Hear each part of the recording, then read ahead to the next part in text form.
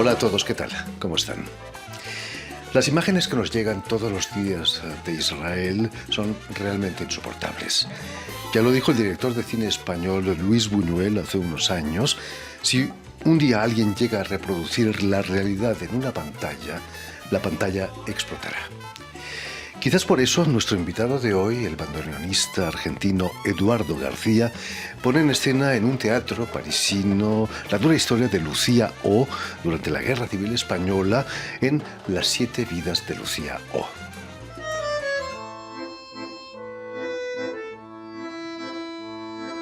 Lucía connaît pour la première fois la passion, les idéaux politiques et l'amour sans retenue. À 20 ans à peine, Lucía est rayonnante. Servir le Seigneur est le plus beau métier du monde. Mais celui d'infirmière rapporte plus. Ils ont fait sortir les enfants au pyjama. Ils ont attaché José à un arbre. Ils l'ont lacéré. Et ils ont incendié la maison. Sans amour. Muy buenas tardes, Eduardo García. Buenas tardes, Jordi. Bienvenido a Radio Francia Internacional. Desgraciadamente o afortunadamente no podemos reproducir los suplicios por los que pasó Lucía O, ¿no? La protagonista de tu historia. Felizmente, yo creo que el arte está ahí para hacer imaginar lo que la gente ha vivido. En este caso, la historia de Lucía. Yo intenté no escribir ni un panfleto, ni mi psicoanalista me dijo de no poner mucho patos tampoco. No. No, es una historia dura, pero tal vez sea una tragedia en el sentido griego, en el sentido de la aventura, de lo que ella vivió. Pero no quise hacer algo tampoco, un panfleto político, por ejemplo, porque yo quise poner en valor una historia anónima. Por ejemplo, recién hablamos Lucía O. ¿Por qué O? Porque anonimiza el personaje. En la historia de la humanidad ha habido siempre guerras. Recuerdo los desastres de la guerra de Goya, pero nunca habían sido transmitidos en directo, o casi, ¿no? ¿Eso puede ser bueno o puede ser malo? Yo creo que cuando uno analiza situaciones políticas con respecto a la emoción, es trágico, es terrible. Lo que está pasando hoy con las imágenes, por ejemplo, en Israel y en Gaza, es tremendo, no hay ninguna distancia. Es por eso que Buñuel decía eso también. Cuando él dice que la pantalla va a estallar, es porque no hay la emoción es directa y el intelecto se bloquea, pasa en segundo plano. No, con respecto a la historia de Lucía, es que yo quise poner un ser anónimo. Yo la conocí, pero la humanidad no la ha conocido.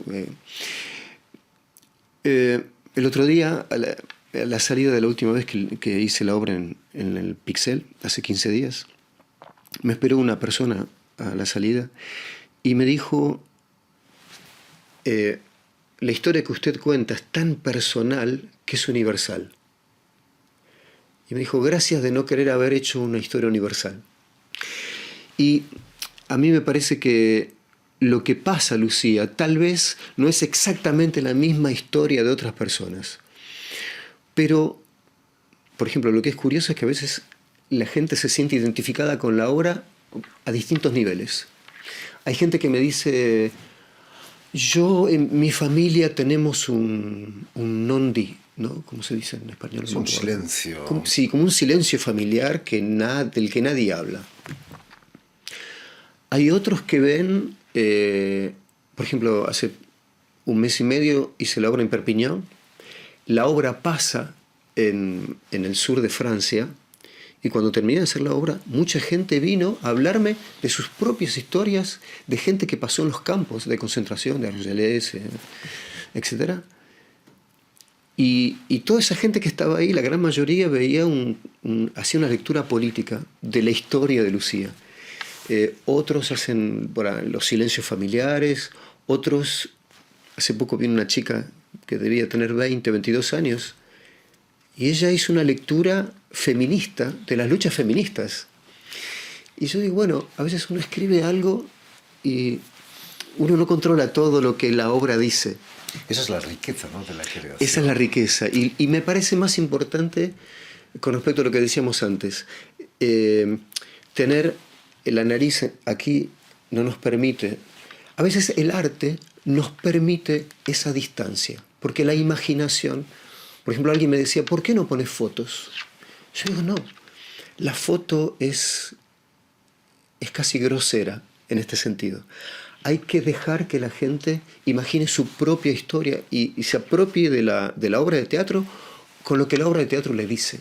Por supuesto. Permíteme, Eduardo, que recuerde a nuestros oyentes que has nacido en Buenos Aires, donde vas a realizar una carrera de bandoneonista. El bandoneón, tu instrumento, parece estar diseñado o ser diseñado para viajar, ¿no? Sí, tiene forma de valija, es cierto. Sí, sí. El tamaño, el peso no es demasiado pesado. No.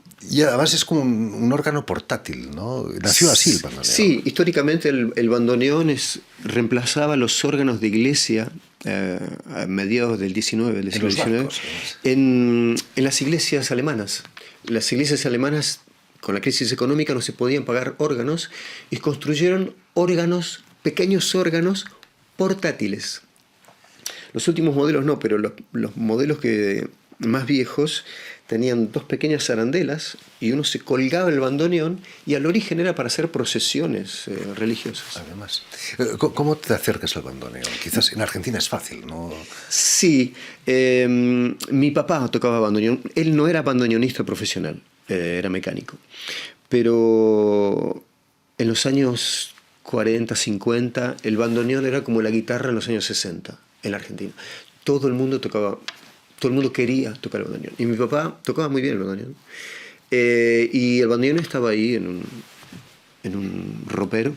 El problema es que una guitarra, los acordes son fácilmente realizables. La técnica del bandoneón es diabólica, dicen algunos. Sí, porque es un instrumento que no es lógico, digamos. Todos los instrumentos tienen una lógica en la continuidad. Do, re, mi, el violín tiene una lógica en continuidad. El piano de derecha a izquierda, la guitarra, bueno. El bandoneón, todos los bandoneonistas buscamos quién fue el que hizo. Para matarlo, seguramente. Exacto. Sí, es un instrumento que no es lógico. Y tiene, bueno. Y en el 1992, vienes aquí a Francia para instalarte. El 92 tenía algo muy simbólico, ¿no? 500 años de la llegada de los españoles a América Latina. Exacto. Y tú vienes a Europa. Exactamente, ¿no? Exactamente. ¿Cuáles fueron las razones de también está eso, pero también hay algo que yo no cuento en la obra. Que cuando yo ya hace 1 año y medio que estoy viviendo aquí, vuelvo a la Argentina y voy a visitar a mi mamá. Bueno, ella está en la cocina, está así preparando unas cosas. Y en un momento mi mamá me dice, qué curioso que hayas ido a vivir a la Argentina, porque en realidad yo no soy española, yo soy francesa. Y yo dije, ¿perdón? ¿No lo sabías? No. Y es muy interesante porque también habla de esos silencios familiares. Hace que, por ejemplo, una parte de mi familia no hablaba de una historia que yo cuento un poco en la obra, y hace que las generaciones siguientes, lo que no se habla no se pierde. Está ahí esperando que alguien lo venga a buscar. Y es a las generaciones posteriores de venir a resolver las cosas que en algún momento no se hablaron. Y no es casualidad que yo haya venido a Francia, sí. Son delicadas, ¿no? Esas cosas. Son muy delicadas. Muy sí. delicadas. Poco después de tu llegada a París, vas a trabajar en el ya mítico espectáculo de Alfredo Arias, Mortadela, que obtuvo el Molière a la mejor comedia musical del 93. El Molière es el Oscar del Exacto. teatro francés. ¿Cómo fue esa experiencia con Alfredo Arias? Fue una experiencia increíble porque me llaman para hacer la obra, para estar en la orquesta, y me llaman porque la obra va a durar un mes en La Cigale. Y bueno, yo acepto, y lo que iba a durar un mes duró 2 años. Fuimos a hacer una gira en la Argentina, y para mí fue muy importante porque me permitió hacer la transición entre ese argentino que llegó aquí casi sin hablar francés y todo, a establecerme. Sí, fue una experiencia maravillosa. Digamos, yo tengo maravillosos recuerdos. Desde hace 20 años, en tus 20 años aquí en Francia, has trabajado con los grandes nombres de la música argentina en París, con el Tata Cedrón, con Gustavo Beitelman, el malogrado Miguel Ángel Estrella, por cierto, que sufrió las consecuencias de la dictadura en propia carne, ¿no? Sí. Miguel Ángel era un símbolo de la brutalidad de las dictaduras militares.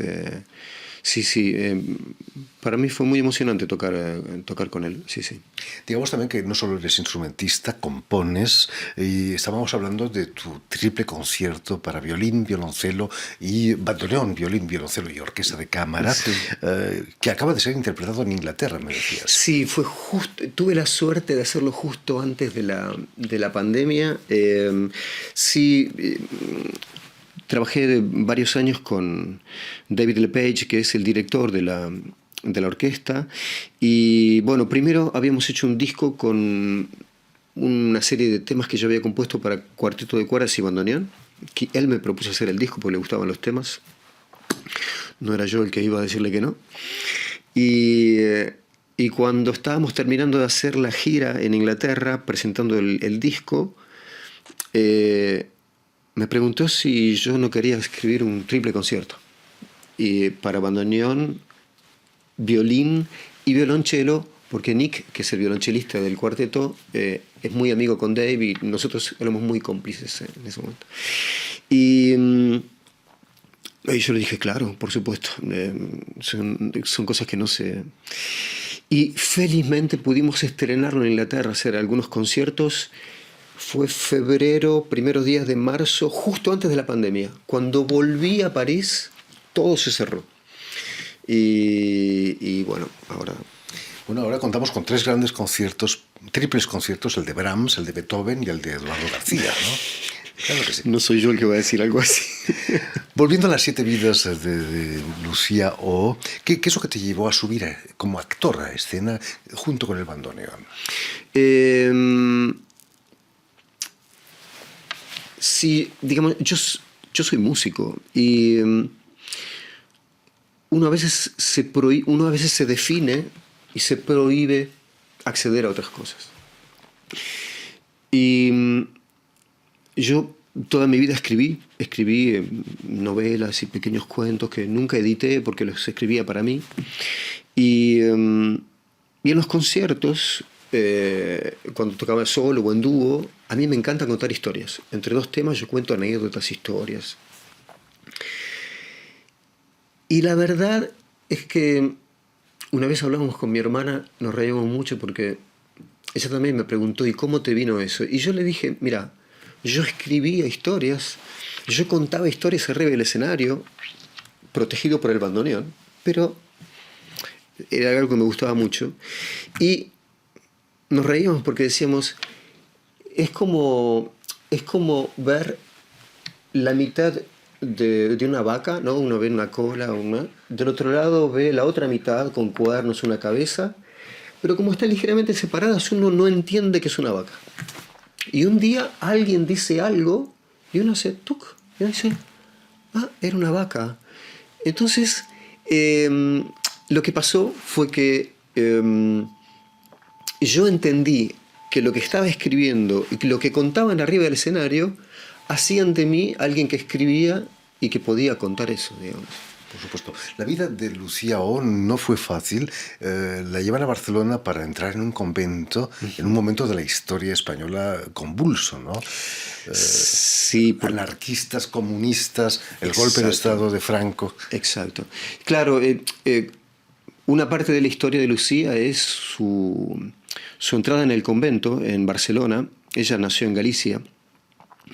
Y claro, fue una época increíble. Barcelona fue la única, tal vez, ciudad en la historia anarquista durante 2, 3, 4 años, lo que duró la revolución.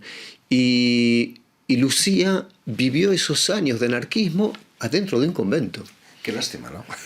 Sí, después no voy a contar la obra porque hay que venir a verla. Pero el anarquismo, Lucía no fue indemne al anarquismo. En un momento los anarquistas tomaron los conventos y los religiosos y las religiosas tuvieron que reacondicionarse, rehacer sus vidas, que es parte de lo que vivió Lucía. Y para Lucía fue como un sol esa época.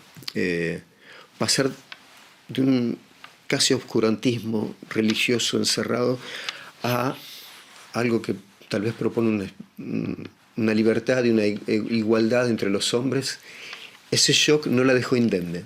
Era una utopía. Llegaron a ocupar el Hotel Ritz de Barcelona para los obreros y los trabajadores, ¿no? Yo lo cuento. Increíble. Claro. Sí, fue un momento de la historia de la humanidad que Franco se encargó en destruir de la peor forma para que no quede nada de ese momento tan maravilloso. Como toda utopía acaba mal. El paso de Lucía por los campos de concentración del sur de Francia fue terrible también, ¿no? Sí. Cuando yo me enteré que Lucía había pasado en uno de esos campos, yo empecé a investigar y, por ejemplo, aquí en Francia me fue muy difícil encontrar información durante muchísimos años. Y porque a nadie le gusta contar su parte oscura personalmente y a los países tampoco, es normal. Pero las condiciones de cuando los republicanos españoles tuvieron que atravesar los Pirineos para venir fue una situación desesperante para unos y para otros. Y recibir tanta gente, 500.000 personas, bueno. Y las condiciones de recepción fueron dramáticas, digamos. Encerraron gente en playas en pleno invierno, sin ninguna cobertura, sin ninguna protección. El primer tanque de agua entró una semana después de que la gente haya llegado. La gente se moría de frío, se moría dormían abajo de la arena. Lucía vivió eso y yo aprovecho la historia de Lucía también, nada más que para contar, como decía Buñuel, para contar eso, para describirlo nada más. La obra habla de la historia con una pequeña H y la historia con una gran H. La obra es la historia de Lucía, pero Lucía en el torbellino de la gran historia, de la historia con los campos, que se llamaban campos de concentración en esa época, donde los refugiados españoles estuvieron, fueron dramáticos, pero también han provocado cosas maravillosas, como, por ejemplo, la aparición de Elisabeth Eidenbenz. Una enfermera, ¿no?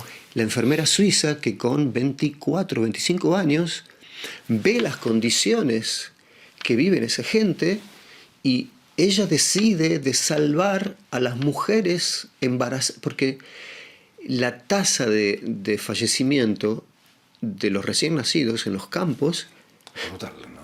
era brutal. Digamos, si la gente que estaba en buena salud ya moría, bueno, esta mujer va a reciclar un castillo cerca de los campos y va a recibir, entre otras personas, a Lucía y le va a salvar la vida. Va a salvar muchas vidas. Muchas. Y bueno, la guerra crea tragedias tremendas, pero crea también, saca lo mejor y lo peor de la gente. La música sin duda acompaña la obra con mucha emoción. Veo que has traído tu bandoneón. ¿Te importaría ofrecernos quizás un poco de esa emoción que transmite quizás el instrumento más expresivo de los instrumentos, el bandoneón? Sí,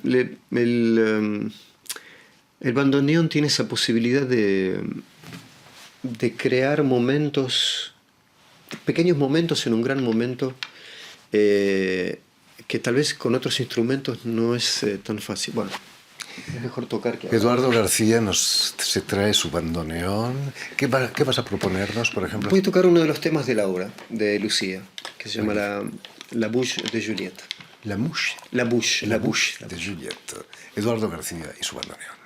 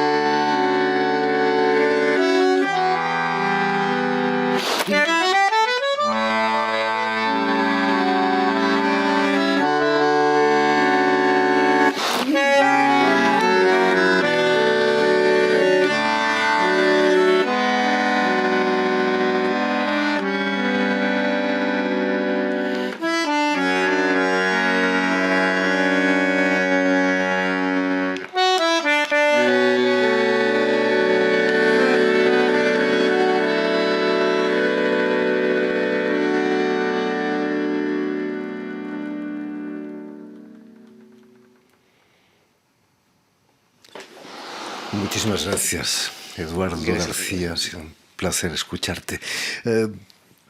Digamos que la próxima cita para las 7 vidas de Lucía O es el 14 de diciembre en el Teatro Pixel, aquí en París. Exacto. Permíteme también que dé las gracias a Mathieu Leroy y a Julien Len, quienes se han ocupado hoy de la realización del programa, y también saludar a nuestros telespectadores que nos siguen en toda América Latina, seguro que en Buenos Aires también, gracias a la cadena Unión Continental Latinoamericana y una red que se llama TAL, que reúne televisoras públicas y universitarias de América Latina. Nos vamos a marchar con tu proyecto titulado Vivaldi Sleep, del que eres autor de la música y de la letra, van a verlo. Y a ustedes, muchísimas gracias por su atención y les damos cita para una nueva edición de El Invitado de Radio Francia Internacional.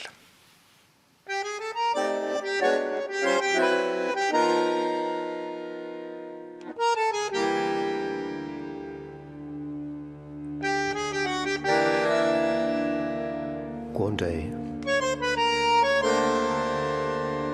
a man dreamed, and he became another man, and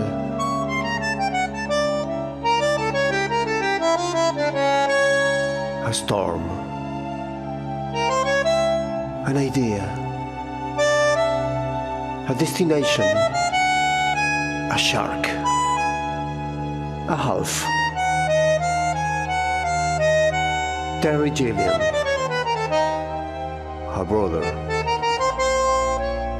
an ice cream, a fragrance, a toaster, a wish, a joystick, a corner.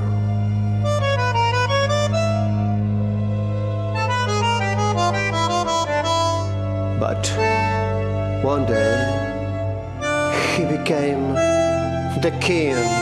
Yes, the king, the king, the king of Milonga. He became the music, the sun, the light. Sadness was a memory. Passion doesn't hurt. Happiness is now. Love is like a carousel, never ends. And in an instant, he was a dust, and a spoon, a mistake, a cut glass, a keyhole,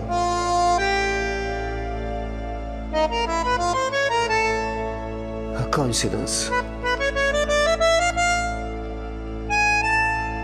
a toaster.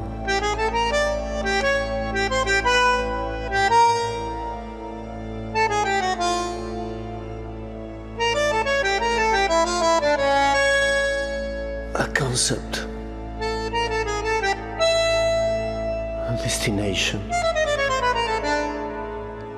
a crow,